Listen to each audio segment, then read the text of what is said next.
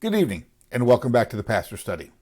In 1 John chapter 4, verse 4, John writes this to the church.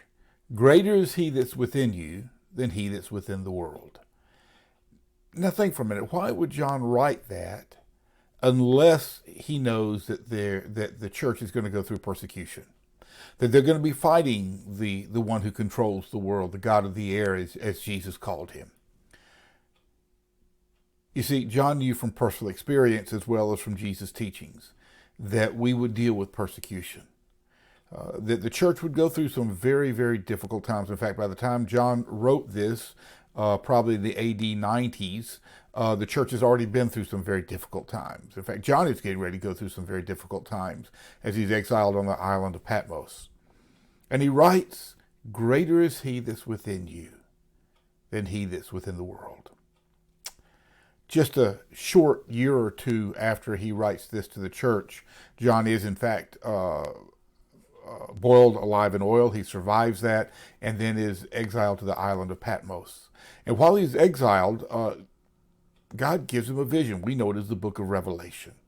And in that, as John begins to write down what he's been given in the vision, Jesus gives him a message for 7 different churches. One of them is appropriate to us this evening. We find it in the second chapter of the book of Revelation. It's to the church in Smyrna. And I'm going to pick up with verse 8. To the angel of the church of Smyrna, write this. These are the words of him who is the first and the last, who died and came to life again. I know your afflictions and your poverty, yet you are rich. I know the slander of those who say they are they are Jews and are not, but really are of the synagogue of Satan. Do not be afraid of what you are about to suffer. I tell you, the devil will put some of you in prison to test you, and you will suffer persecution for 10 days. Be faithful even to the point of death, and I will give you the crown of life. First of all, this church is already going through persecution, satanic persecution.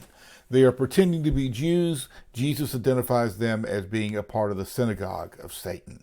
That's a powerful statement, a statement of condemnation that if I've ever heard one. And then he says it's getting ready to get worse. They're going to turn up the heat. You're going to be put in prison. There's some doubt as to, or question as to whether the 10 days is an actual 10 days or representative of something else. But he does indicate that some of them will die. And he tells them that they are to be faithful even to that point. And if they are, then they will receive a crown of life. Echoing in the background, greater is he that's within you than he that is within the world.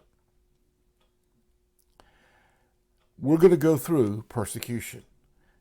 Much of the world is already doing that. In the United States, we're very fortunate that we've not had to deal with much more than some harassment here and there. Occasionally, we'll find ourselves being put down for holding biblical beliefs, and people will try to embarrass us. Nothing like what Smyrna had to go through. Nothing like what even believers in the United States will go through in the future if we believe the book of Revelation to be true, and I do. So here's what we need to know. We're going to go through troubles. We're going to be persecuted.